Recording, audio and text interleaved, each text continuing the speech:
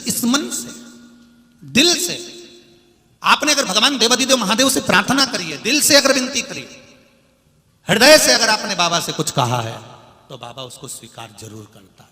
सारी समस्या का हल एक लोटा जल। आप शिव को चढ़ाने के लिए जा रहे हो, उस एक लोटा जल का पुण्य किसको कहते हैं, उसका आनंद किसको कहते हैं, ये शिव पुराण कह रहे हैं। एक लोटा जल तुम्हारा चढ़ाया गया शंकर भगवान को, एक लोटा जल खाली नहीं जा सकता, वो खाली नहीं जाएगा। तुम्हारा चढ़ाया गया एक लोटा जल, उसका फल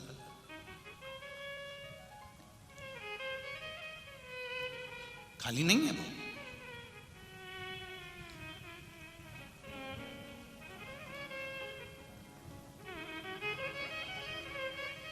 ये मनुष्य का शरीर निंदा सुनने के लिए या बेकार कार्य करने के लिए नहीं हुआ है।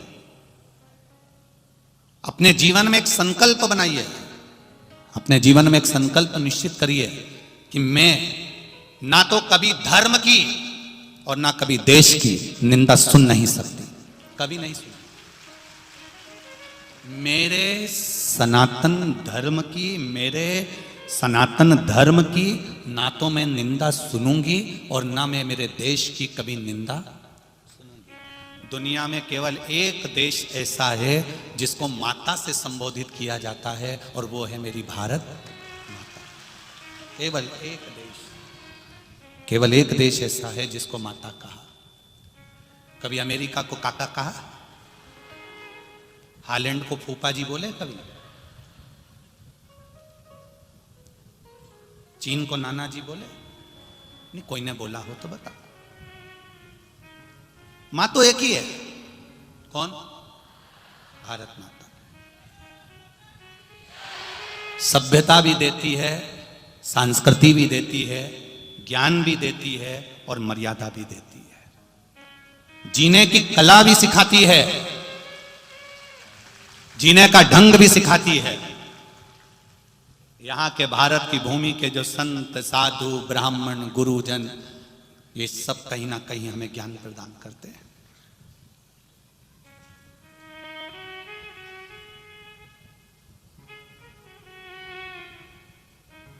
कितना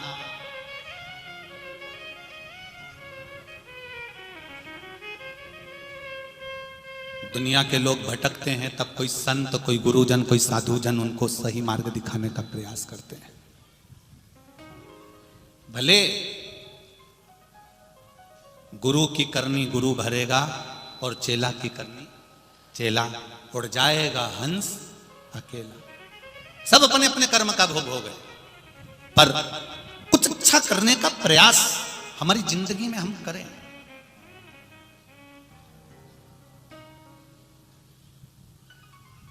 भगवान कृष्ण ने दूसरे बाण में पुण्य दिया, अर्जुन को बाण दे दिया। अब सामने कृतवर्मा था, कृतवर्मा ने सामने देखा कि अर्जुन ने दूसरा बाण लिया है। कृतवर्मा ने भी दूसरा बाण उठाया और दूसरा बाण उठाकर कृतवर्मा ने अपने मस्तिष्क से लगाकर हृदय के पास लाकर कहा, मैंने अपने परिवार का पालन, बच्चों का पालन, परिवार का पालन अगर नीति से करा है, कभी गलत नीति का मैंने प्रयोग नहीं करा। मैंने अपने परिवार का पालन बिना छल के, कपट के, बेईमानी के, प्रपंच के करा हो, बिना कपट छल प्रपंच के, तो उसका पुण्य इस बाण में आ जाए। फिर छोड़ा बाण। अर्जुन ने जो बाण छोड़ा था, नीति से कमाई हुई दौलत, सत्कर्म से कमाई हुई दौलत, ईमानदारी से कमाया हुआ धन, भगवान कृष्ण के पुण्य के आगे उस कृतवर्मा का पुण्य प्रबल हो गया और भगवान का बाण फिर पीछे, फिर पीछे। अब जरा विचार करना, शिव महापुराण की कथा कहती है दूसरे नंबर का जो बाण कृतवर्मा ने छोड़ा था, वो बाण था, किसी का दिल दुखाया नहीं हो मैंने जिंदगी में, नीति की कमाई करी हो, अनीति की नहीं, तो वो मेरा बाण विजय होगा, ये निश्चित है। मत दुखाओ किसी के मन को, पुण्य मिलेगा, पुण्य प्राप्त होता है। अगर आपने किसी का दिल दुखाया और खूब कमा भी लिया, खूब कमा लिया साहब, दिल दुखा के आपने किसी की जमीन पर कब्जा कर लिया, किसी का प्लाट पर कब्जा कर लिया, किसी का प्लाट खरीद लिया, कहीं उसका दिल दुखाकर, कहीं उसका मन दुखाकर आपने ढेर इकट्ठा करा, कितने दिन चलेगा, कितने दिन यहां सुख भोग लोगे, पर ऊपर तो तेरा क्या होगा रे कालिया, वो तो अंदाजा तुझे लगाना पड़ेगा।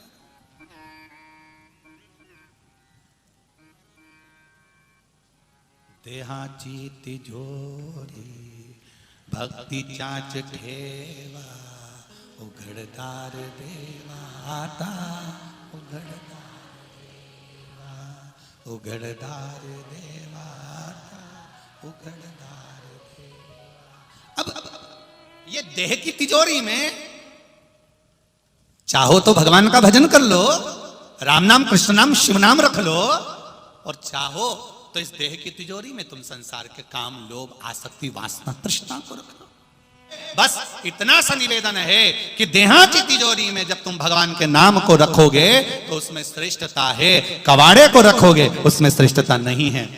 राम नाम, कृष्ण नाम, शिव नाम, भगवान की भक्ति को रखिए, गलत चीज मत रखना, निंदा, चुगली, बेईमानी, कपट, ये सब आप पीछे हटा दीजिए, इसका कोई सुख नहीं, इसका कोई।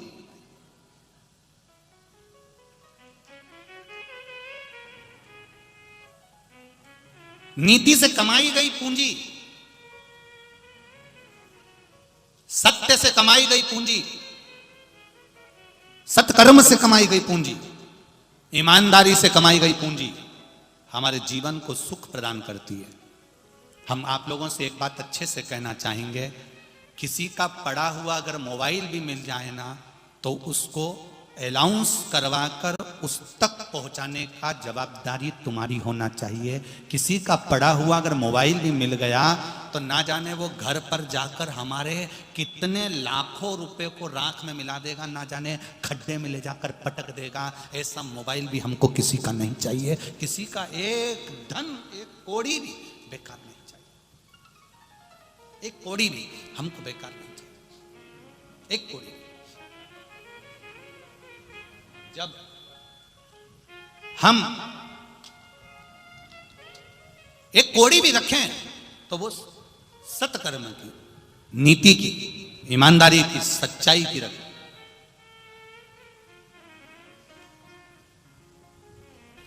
शिव तत्व किसको कहते हैं? शंकर का गुणगान, शिव का स्मरण, भगवान शंकर का मंत्र जाप किसको कहते हैं? ये वही समझ सकता है जिसके भीतर शिव समाया।